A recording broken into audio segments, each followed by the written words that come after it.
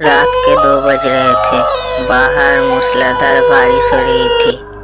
अभिजीत और विवेक living room पर horror movie देख रहे थे।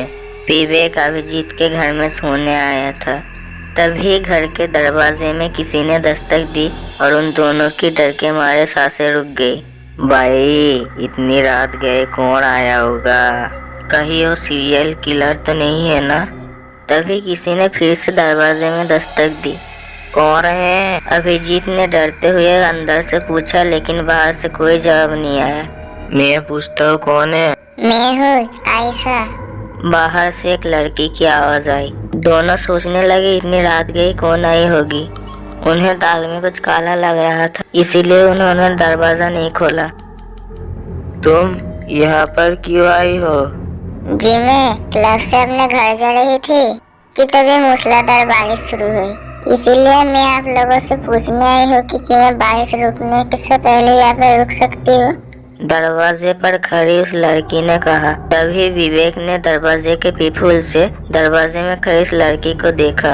वो बारिश में भीगी हुई थी और वो लड़की थी बड़ी सुंदर। इसलिए विवेक ने अभिजीत से कहा, यार मुझे लगता है कि हमें दरवाजा खोल के उसे बुला लेना चाहिए।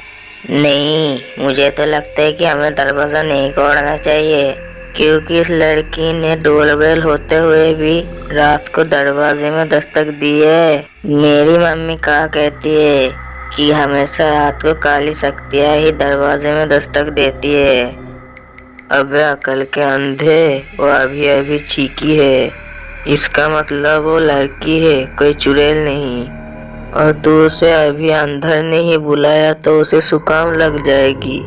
ऐसा कहकर उसने दरवाजा खोला, उस लड़की को घर के अंदर ले लिया। उसने उसे लिविंग रूम के सोफे पर बिठाया और फिर वो इधर उधर की बातें करने लगे। विवेक उस लड़की पर पूरी तरह लट्टू हो गया था, पर अभिजीत उस लड़की को अभी भी शक भरी नजर से ही देख रहा था, क्योंकि उसे लग रहा था कि वो लड़की सीरियल किलर भी तो हो सकती है। थोड़ी देर बाद वो लड़की घर जाने के लिए निकल पड़ी। आपने मुझे यहाँ रुकने दिया, इसके लिए आपका बहुत बहुत शुक्रिया।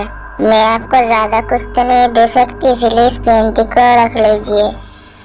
अरे नहीं, तस्वीर की क्या जरूरत है? अरे रहने दो ना, एक सुंदर लड़की अगर तुम्हें कुछ दे रही है तो लेना चाहिए। उसके बाद वो लड़की वहां से चली गई। उस लड़की के चले जाने के बाद विवेक ने उस बैग से पेंटिंग को बाहर निकाला और उस पेंटिंग को देखकर वो चौंक गया, क्योंकि वो पेंटिंग बहुत ही हॉन्टेड थी। वो पेंटिंग एक जंगल की थी जिसमें एक दानव एक आदमी को खा रहा होता है। अरे ये कैसी पेंटिंग है? मुझे कुछ ठीक नहीं लग रहा, इसे अभी बाहर फेंक दो। पर वो पेंटिंग हॉन्टेड होने के साथ साथ बहुत बढ़िया भी थी और ऊपर से उसे पेंटिंग उस लड़की ने दी थी। अरे इसमें डरने वाली कौन सी बात है? ये सिर्फ पेंटिंग ही तो है। दोनों की इस बात में बहुत देर से बहस हुई और अभिजीत आखिरकार उस पेंटिंग को अपने घर रखने के लिए तैयार हो गया। उसके बाद वो दोनों लिविंग रूम में टीवी देखने के लिए चले गए। वो दोनों टीवी देख ही रहे होते हैं कि तभी उन्हें बेडरूम से कुछ आवाज सुनाई दी। अभिजीत डर गया, उसके मन में कुछ और ही चल रहा था। शायद पेंटिंग टेबल से गिर गई होगी, मैं उठा कर लाता हूँ। उसके बाद अभिजीत बेडरूम में जाने लगा। विवेक मत जा, मुझे कुछ गड़बड़ लग रही है। उस रूम के अंदर जाने के बाद अभिजीत को लगा कि उसके पीछे कोई है, और जब उसने पीछे देखा और तब उसके पैरों तले से जमीन खिसक गई, क्योंकि उसके पीछे वही दानव खड़ा था जो उस पेंटिंग में था। वो विवेक को मारने ही वाला था कि तभी अभिजीत उस दानव के ऊपर लोहे का रॉड मार दिया, लेकिन उस दानव को कुछ भी नहीं हुआ और वो अभिजीत की तरफ देखने लगा कि तभी वो दोनों बाहर से भाग गए। वो दौड़ते दौड़ते दरवाजे में पहुंच गए, पर वो दरवाजा खुल ही नहीं रहा था। अभिजीत ने बाहर देखा तो लड़की बाहर खड़ी थी जिसने उन्हें पेंटिंग दी थी। वो उनकी तरफ देखकर डरावनी तरीके से हंस रही थी। विवेक समझ गया था कि उस लड़की ने बाहर से उन्हें अंदर लॉक कर दिया है और उसने जानबूझकर उस भूतिया पेंटिंग को उन्हें दी थी। अरे भाई भाग, वो हमारी तरफ ही आ रहा है।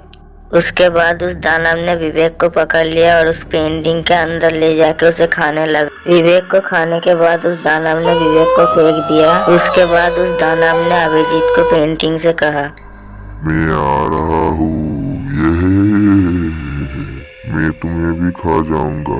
विवेक को लगा कि वो अभी पेंटिंग से बाहर आ जाएगा, इसलिए उसने पेंटिंग जला दिया और बाहर से भाग गया जल्दी जल्दी में।